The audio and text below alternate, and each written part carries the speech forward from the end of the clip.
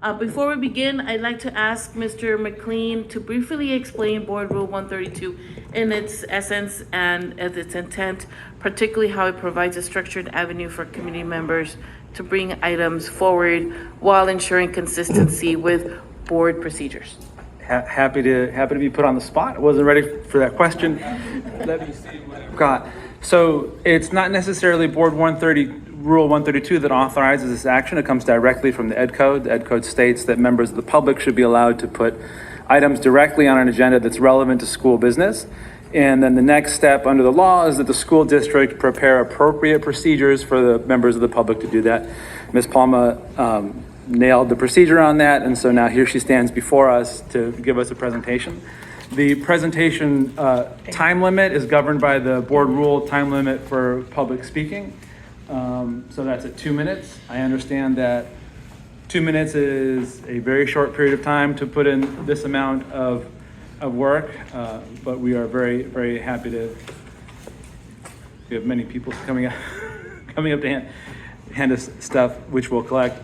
So the board rule authorizes it, Ed Code demands it, and here we are, it goes directly onto the agenda. The materials were given to the board and produced to the public, and there's hard copies both in the back, posted online, and all the board members have had it as well. And Ms. Palma, we didn't have the chance to run through it first, but you're good at this. And then you also see the clicker. Do you want to make sure it clicks right before, bam, okay. Ms. Palma in her steady hand, and the time is yours, Ms. Palma. Thank you for coming. Well, I hope that I would be provided some extension of time beyond the 2 minutes. But my name is Maria Luisa Palma, and thank you for this opportunity to discuss this very important safety issue. This is a continuation of the many speakers that have come before you over the last few years, and continuing the petition from parents in the community of 5,600 signatures who were advocating to return the school police assigned back in schools. Now, we are a formal stakeholder providing input to the local control and accountability plan, which is a requirement. You, as a district, get local control through the LCFF, local control funding formula. We as stakeholders get the LCAP, the local control and accountability plan, where we are supposed to be able to hold you, the board and executive management, accountable for the effective use of funds based on your implementation of the plan and your metrics in the plan. But I believe that system is broken. Where is the accountability? If it's not analyzed and discussed in terms of the metrics, no one can hold you accountable. When you approve the LCAP, as all of you did here, all of you made a commitment to be held accountable for implementing the actions, for meeting or exceeding the metrics, judging from the baseline to the targets that were used for the use of the assigned funding, just like you see here on the slide. So this is about the use of funds. You said that you would be effective based on the metrics that you established in that plan. Now, these formal metrics and the program measures, the problem is if they're not discussed, that prohibits meaningful engagement with the stakeholders. And so therefore, the stakeholders cannot keep you accountable. The resolution questions if the metrics are appropriate and proposes additional metrics such as iStart incidents, a school police calls for service. We're requesting a comprehensive safety accountability plan that would bring all of this together, all towards allowing local control. At least another minute. Please take another minute. Thank you. Local control and decision making to include the school police being assigned at the school level. Now, we have a lot of data in this presentation. I hope we can have questions, time for you to ask questions. The families and the parents that signed this petition don't blame the criminal justice system for what is wrong in our communities, but they do blame the education system for not creating a compelling alternative to gang culture, to a life path away from drugs, crime, addiction. They're looking for a life path that leads towards family values, discipline, order, economic growth. The families are desperate. They're being ripped apart from their children, and parents that sign this petition that want the school police back should not be demonized. We are asking you to be accountable for the outcomes and at least admit that these performance measures at best indicate that the performance is stagnating. We hope that you can open the door to further discussions and ask what else can be done. First, we need accurate information, and I hope we can have a discussion on that. I ask that you move this resolution forward to the board agenda in two parts. First, to request additional data and transparency, additional information on LCAP metrics and outcomes to the community, which we shouldn't have to ask for, to allow for more discussions in depth. Secondly, then once we have the information, to bring that for a vote of the board, to allow the schools to have the discretion to select officers assigned to the inside of secondary campuses. So, Mr. McLean, is that correct, that the board can ask questions since this is an item that is agendized? Yes, and we can have a discussion about the data here? That's correct. Once an item is placed on the board agenda, it can be discussed back and forth on the board if they wish. Okay, well, I have lots of information here. I'll wait for your questions. I hope we can have a discussion. Yeah, so there are any board members that have any questions to the presentation or the information here? Scott, go ahead. I have a question. So, in other words, have you made, let's say, a survey of, let's say, high school areas and asking parents, students, teachers, faculty members, and community if they wish to have a school police officer? Is there some kind of surveys that have been made that you can show that this is what this school wants? Some schools may say no, and some schools may say yes. Well, as part of the community, we don't have access to teachers or administrators or parents. We can't contact them. We did have one of the parents here who did create a survey that was sent out to some school principals. Is that right, Jenna? Yes. And she had presented that to you some months ago. But that was a very limited type of survey. Again, we don't have the capability to question people. We were out in the community when we presented the petition to the community members, and we had a very high response rate of yes. I mean, I will estimate, depending on the community, upwards of 80% of people said yes and signed without really much hesitation. So I would love to be able to do surveys. I would hope that you here would direct a survey. Okay, thank you for that. Thank you. Any other questions? No other questions. So thank you. Wow, because we Thank you have very much. slides and slides and slides about your LCAP metrics that are formal required metrics in the local control and accountability plan. I am shocked to hear that no one has questions. I would really love to discuss some of I this. have one question for you. So with what you're sharing in your slides, how does the two combine or match or connect? How do you connect the two? Well, the local control and accountability plan is based on goals and actions. Every action says how it will be measured based on these metrics that are in a part of the plan that is called metrics, and it's basically on a grid. It has the baseline number, and then it has what the outcome is going to be in the different years, and then it also has a target year at the end. And so they're all measurements of what it's going to be at these different times. Then every action references additional progress measures. We've talked about, I have some of these information back here in these additional slides. And so every time the LCAP is revised, every year, there's supposed to be a place where the district answers how effective were the actions according to, as measured by the metrics that were in the plan, as how that's going to be measured. My biggest concern is that, for example, back here, this is what gets presented to the Parent Advisory Committee, for example, and the DLAC. If you look at this, let's see, for 2.09, that metric, it's from the school experience survey question, I feel safe in the school, from students. 64.3% in the most recent year said they feel strongly, levels 1 and 2, the highest two values. That's listed there as green, but that just means that it went up from the prior year, 63.5%. But if you look at it, the prior year was higher, 67.3. So really, it depends how long of a time you look at it to see how well are you doing. And when you look at it from one year to the next, which is how the LCAP document quantifies improvement, just going from one year to the next. When you look at it here, this is the data on the same exact question. In the first line there, is there a pointer? Is there something where I can?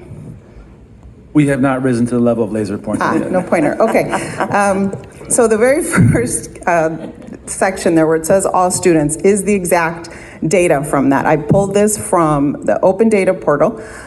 So you can see there, when you take it back to the 21-22 school year, 72.7% of students said yes, they did feel safe in the school. The next year, which is the baseline year that's being used here, 67.3%, here we see it, that's already a decline from the prior year. So you see that when you look at the most recent year outcome, 64.3, doesn't look so good when you compare it back to the baseline year. And so that is what we would like to have shown to the committees. The parent committees do not get shown that timeline. I mean, just look at the two bookends on every one of these measurements, and in the student subgroups then. You see how 21-22 was much higher in every one of these measurements, and then your target outcome for 25-26 is the red, and you see they're pretty much aligned. And it makes sense that that would have been your target, but where we are is down in the dumps down here. We're not close to the target. And it's those targets that are missing. Every single time that any of these questions, that this information is brought out to the community, you see a short timeline and the target is not shown. Now for that first question, the strategic plan also has that question as a goal and a measurement. And I don't understand for the life of me why there is a target outcome in the LCAP for the same exact year, 25-26, and in the strategic plan for the same exact year with almost a 10% difference in what the target outcome is supposed to be. So why? What is it that we're working towards here? If the target outcomes first are never shown to the parents, and then in this case, this particular question is also in the strategic plan, why is the target goal so different? What are you managing towards? So this is just one example of the data, the very detailed data of what is in the LCAP. The LCAP is intended to be a strategic planning process for the district. This is the strategic plan as required by state law. And I don't see it brought forward here. The board doesn't discuss it. I don't see it brought to the committees in any way that's understandable. Look at the data here for this particular question versus here what was provided to the parents. This was just provided the other day. This is misleading, showing those boxes as green. I don't know how else to describe it. And we don't have any of the student subgroups up here. And this is the way it gets provided to the parent committees, like this. Okay. Thank you, Ms. Palma. Unless there are any further questions from the board? Yeah, I just want to say briefly that I appreciate the time and effort that went into it. I appreciate you all being here consistently and the parent advocacy. Monica, it's nice to see you representing Hollywood and others, and the conversation I've had with some of you.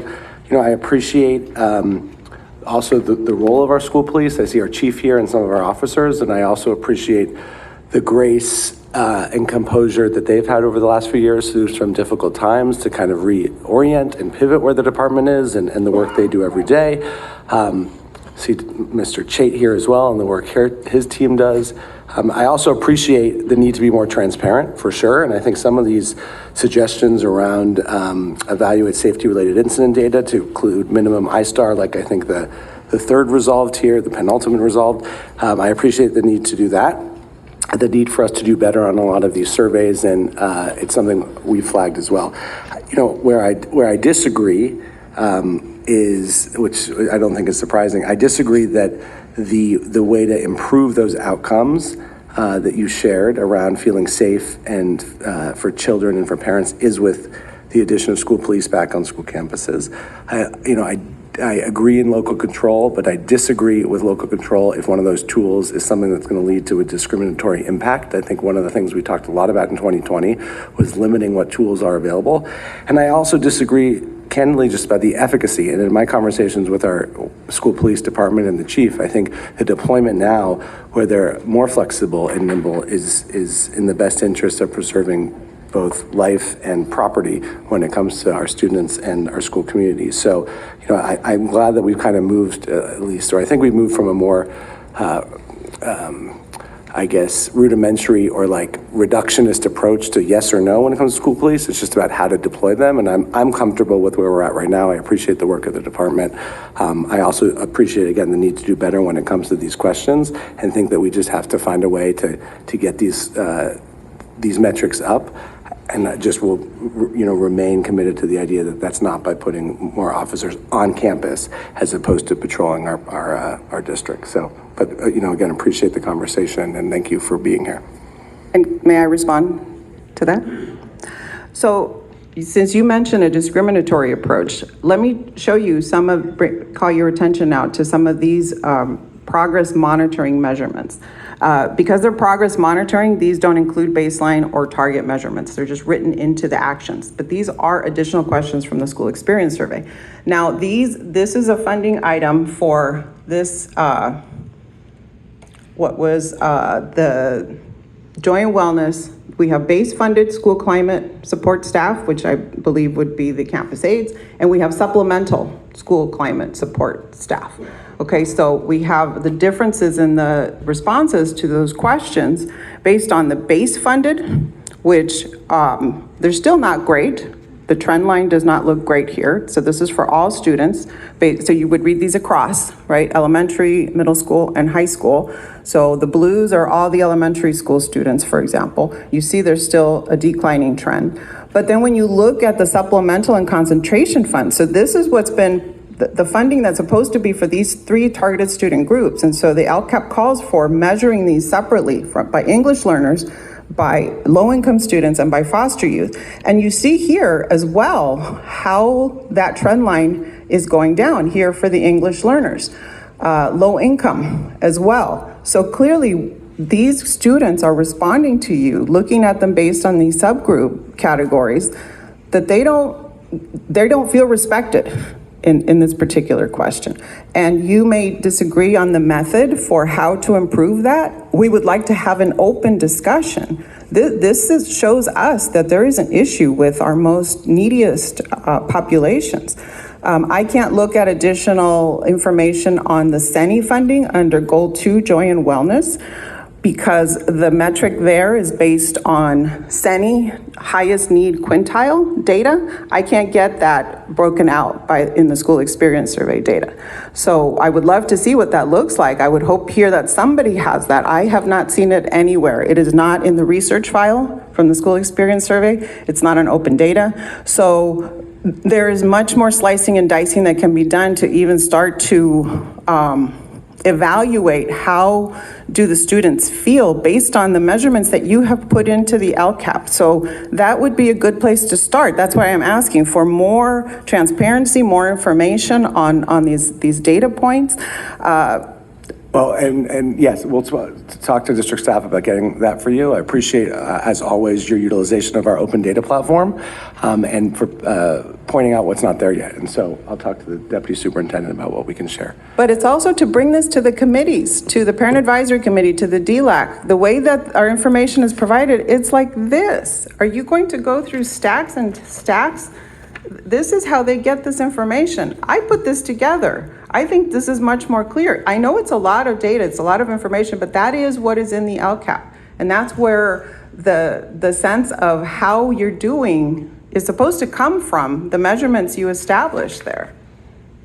So you put this together from that information, is what you're Not saying? from here, no, I don't use this. This is not useful to me. This is not, I went to the open data portal and to the school experience survey research data files, the Excel files that are there. No, I can't get that out of here. This information is not here. It's not here in the information provided to the committees. Thank you.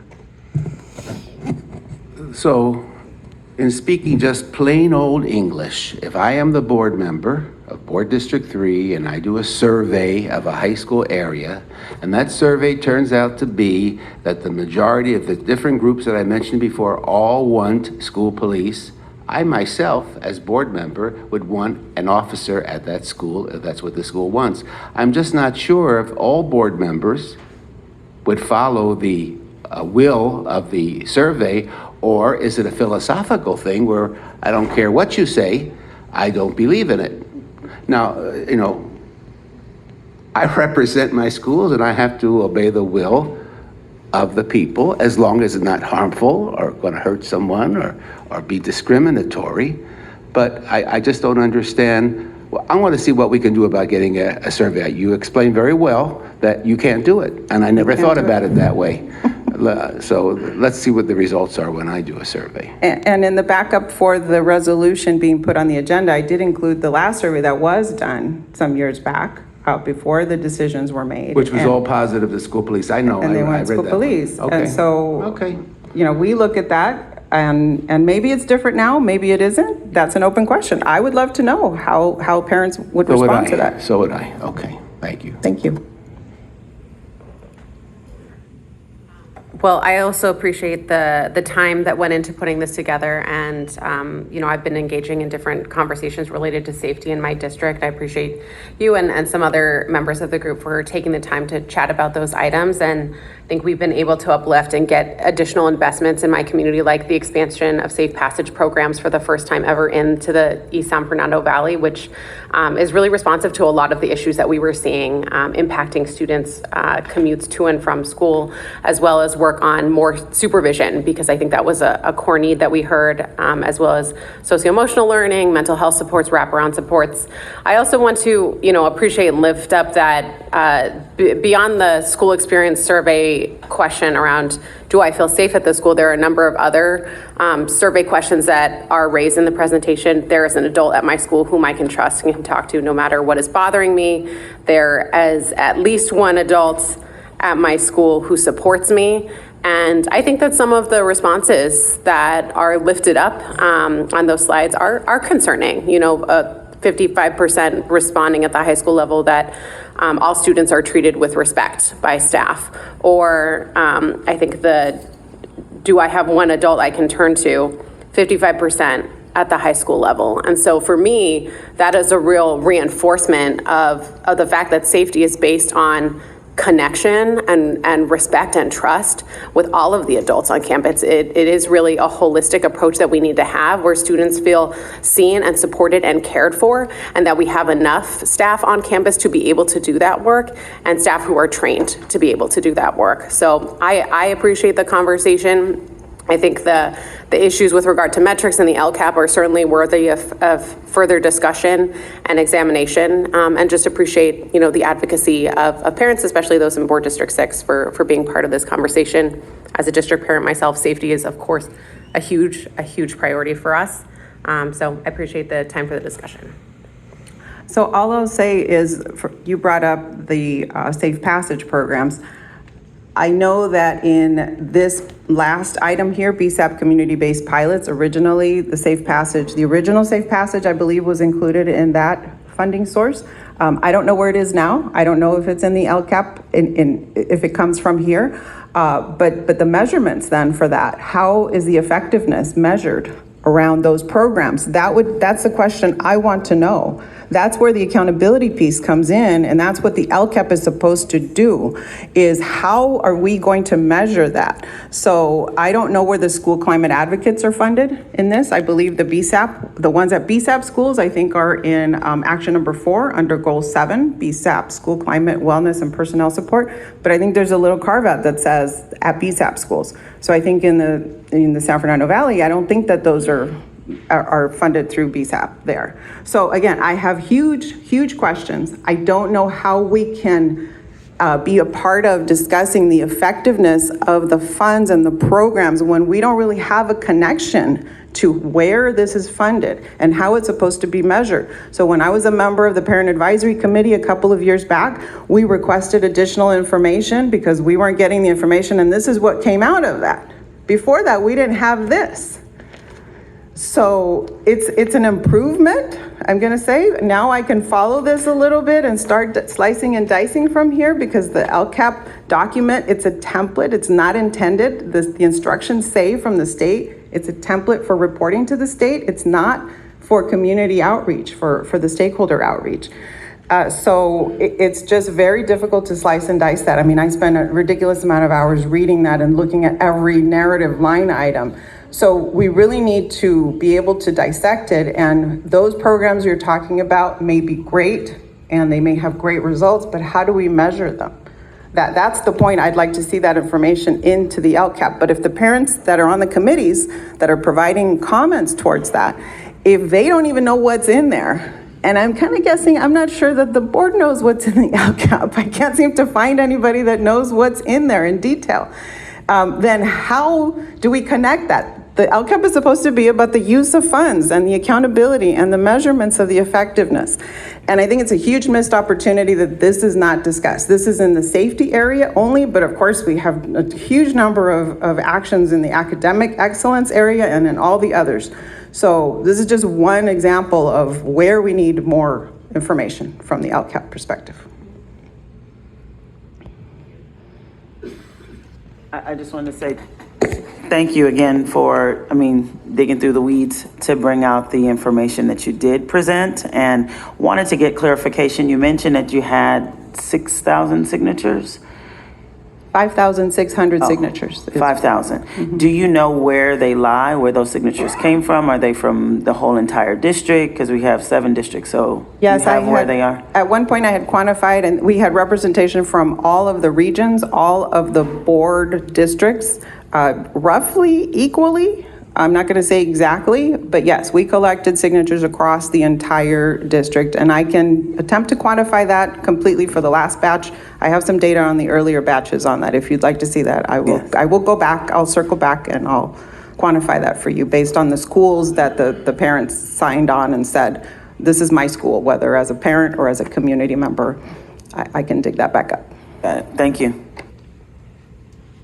Yeah, so I also reiterate your appreciation for bringing this forward and all the work and the data that you analyzed. And I know that we have our deputy superintendent taking notes, and also our chief school law of operations who will be looking into this information, and we'll move forward. So thank you so much. All right, thank you. Thanks for allowing the time to discuss. Thank you. Appreciate that. Thank you so much. So now we